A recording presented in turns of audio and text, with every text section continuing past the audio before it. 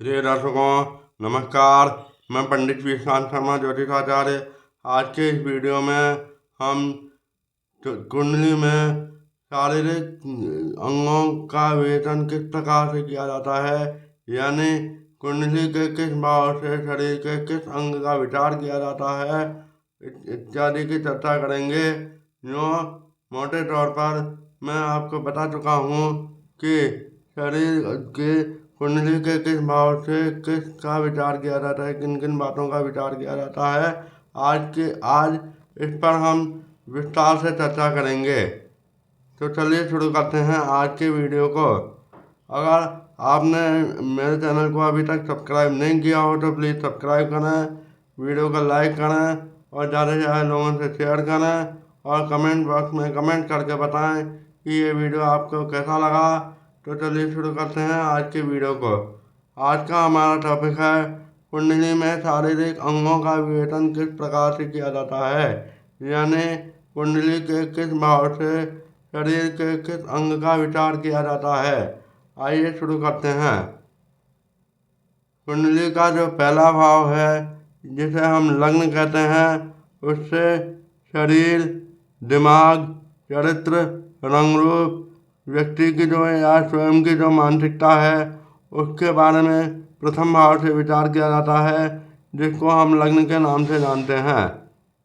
अब द्वितीय भाव की बात करें तो द्वितीय भाव से धन, कुटुंब, वाणी, दांत और दाएं आँख का विचार किया जाता है।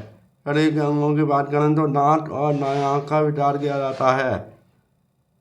और तृतीय भाव की अगर हम बात करें तो तृतीय भाव से कुंडली में छोटे भाई बहन, साहस, पराक्रम, छोटी यात्रा, गला, गर्दन और दाएं कान का विचार किया जाता है।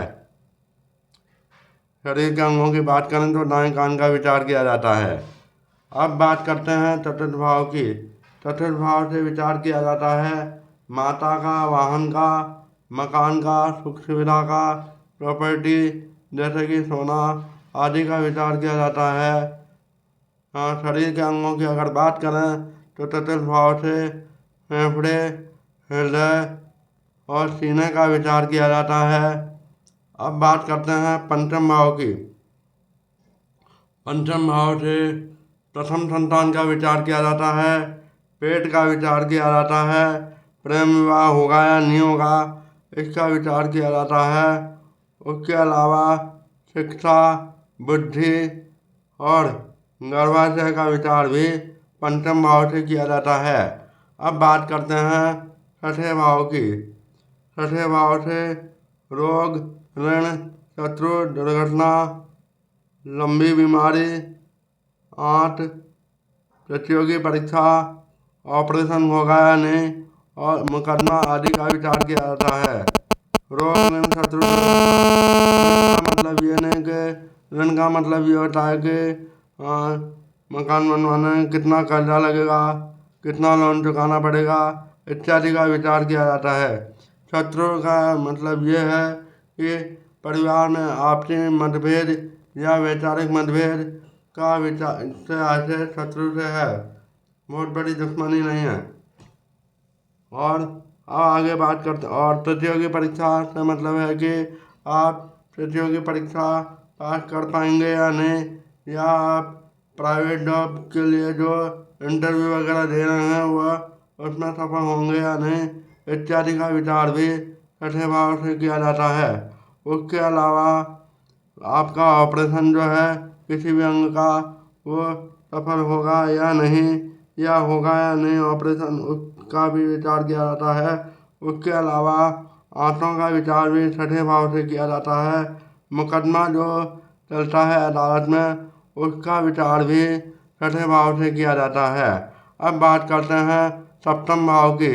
सप्तम भाव से जीवन साथी का विचार किया जाता है, बिजनेस पार्टनर का विचार किया जाता है और रोज़मर्रा की जो इनकम होती है यानी बिजनेस के द्वारा जो इनकम होती है उसका विचार भी सप्तम भाव से किया जाता है।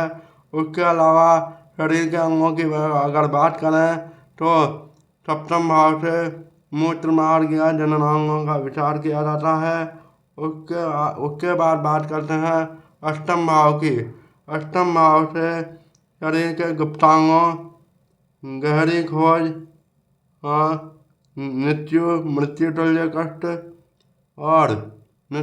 कष्ट और ससुराल और आदि का विचार किया जाता है। उसके अलावा अष्टम भाव से कार्य में जो अड़चन आती है, यानी बनते बनते जो काम बिगड़ते हैं, उनका भी विचार अष्टम भाव से किया जाता है। कार्य में बाधा होना, एक शब्द में कहें तो। उसके बाद बात करते हैं नवम भाव की। नवम भाव से शरीर के अंगों की बात करें तो टांगों का विचार किया जाता है, भाग्य का विचार किया जाता है, पिता का विचार किया जाता है, पिता से आपकी बनेगी या नहीं बनेगी उसका विचार किया जाता है, आप कितने भाग्यशाली होंगे उसका भी विचार किया जाता है। ये आशय है भाग्य से। और विदेश यात्रा, यानी आपके जीवन में विदेश यात्रा, यानी विदेश घूमने फिरने आप जाएंगे या नहीं, इसका विचार भी नवम भाव से किया जाता है। उसके बाद में आपके धर्म में रुचि होगी या नहीं, या धार्मिक यात्रा होगी या नहीं, इत्यादि का विचार भी नवम भाव से किया जाता है। उसके बाद बात करते हैं दसम भाव की। दसम भाव में कर्म, आप कैसा काम करेंगे, आप अपने प्रोफेशनल लाइफ में कैसा काम करेंगे उसका विचार किया जाता है। उसके अलावा शरीर के अंगों की अगर हम बात करें तो दसम भाव से घुटनों के जोड़ों का विचार किया जाता है और टांगों का विचार किया जाता है।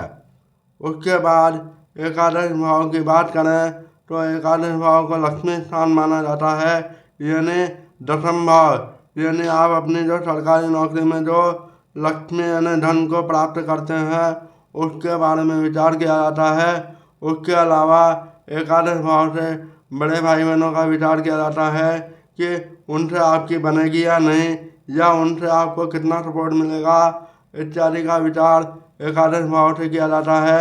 शरीर के अंगों की अगर हम बात करें तो एकादश भाव से बाएं कान का विचार किया जाता है और घुटने के नीचे के जो भाग हैं, यानी पिंडली, एड़ी, पंजा आदि का विचार किया जाता है एकादश भाव से।